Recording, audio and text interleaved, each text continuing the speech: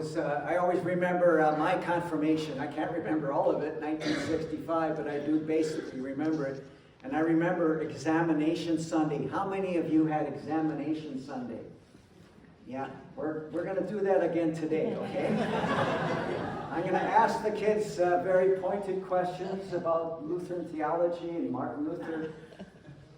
I can't. You know why pastors drop that? Because the kids would often freeze like that and not know the answer. And rather than blame the kid, the parents blamed the pastor. So that was it. The pastor said, we're not doing this anymore. And I think it's all for the better. These kids probably didn't know, they didn't know what you had to know in confirmation. Right? Memorization. I'll bet you we had to memorize 200 Bible passages. We had to recite them. Can you imagine a class of 44 kids, one pastor, and he had to listen to all the recitations of those things? My gosh. I can't believe that. Anyway, the other day, Scott, I'm using you in my sermon today, but he doesn't mind. Scott came back from a trip to Mexico, and when he landed, he called me or texted me, I forget which one it was, and he said, 3 hours of turbulence. They never shut off the fasten your seatbelt sign. It was white knuckles on the sides of the chair, and it was scary. And then he asked me, he said, does turbulence bother you? And I thought about it, and I said, I guess when we came back from Costa Rica, we had a couple hours of it, and it didn't bother me. Not to say that I'm a better person, but I said, turbulence in the airplane is a metaphor, right? And I think that it doesn't bother me anymore because I've had enough turbulence in my life that I'm okay with turbulence. I know that the turbulence is temporary, and God will get us through. After I thought of that story, I thought of another Scott story. We were, sorry, it's better than Mom. Mom doesn't want me using any stories. We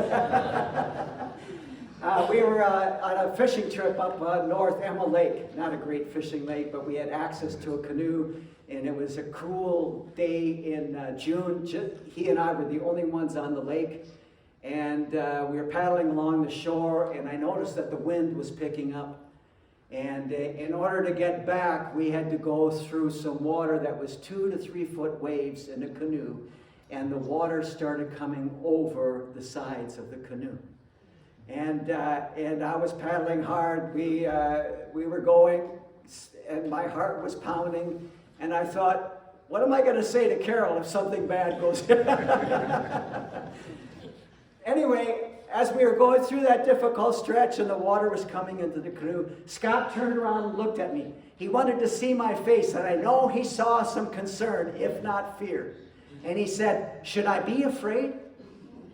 And it hit me. No, you should not be afraid. Just keep paddling.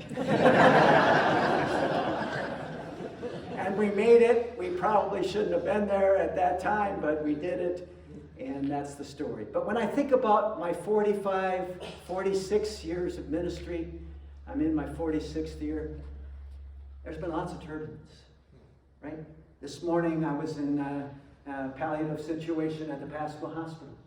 And I don't know how many hundreds of times I've been in palliative care. And I remember the parish that I had in Prince George. One of the first Saturdays I was there, the RCMP called me and asked if I would go with them on a call. And I said, sure. And as we got to this person's house, they said to me, their daughter has just been found, 13 years old, brutally murdered. We're going to leave you with the family. I didn't know the family. I didn't know what to say. But that was turbulence. And other stories of a 17-year-old hitting a moose in the car after he and his mom had an argument. And on the stories go. But the more turbulence you have in your life, and when you get through that turbulence, and you know that it was God that helped you through the turbulence, the stronger you become. the braver you become, the more courage you have in your heart. The true metaphor of turbulence on the plane is the seatbelt. They always tell you to fasten your seatbelt.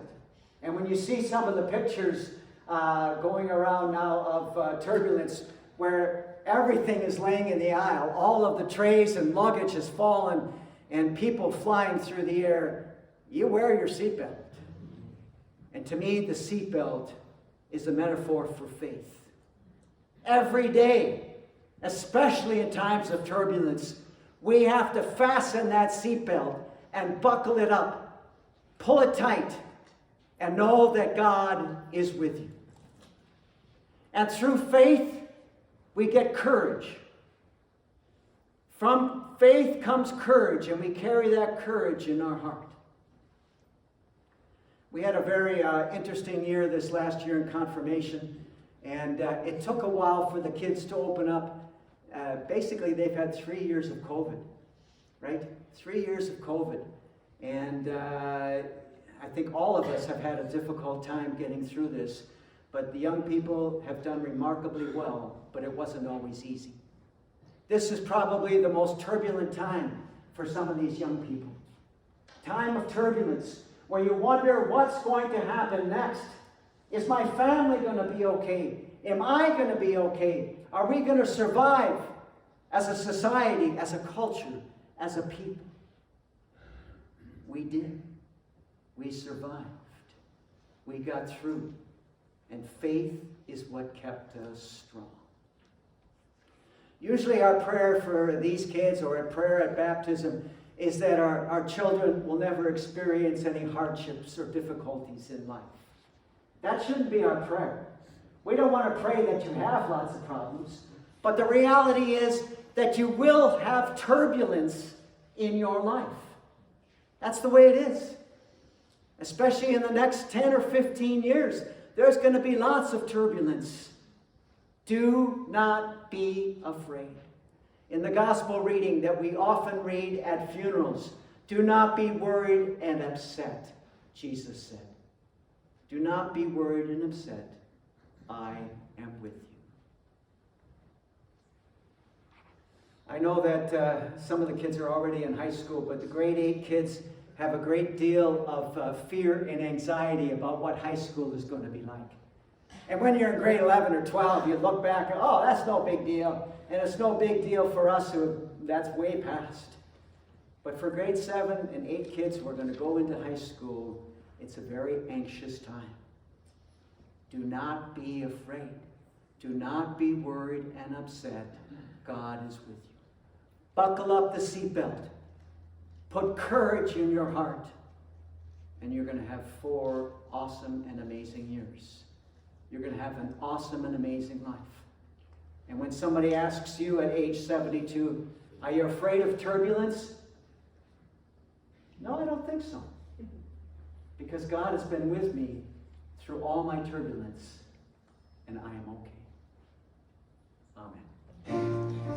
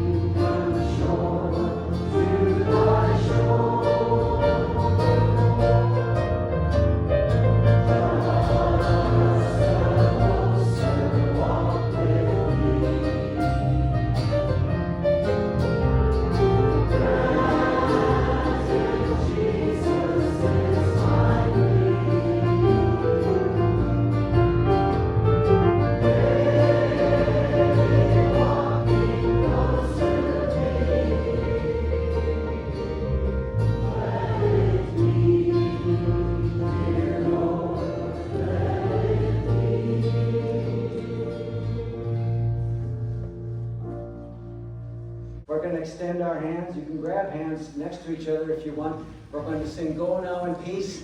This side will begin. I will lead this side in the room.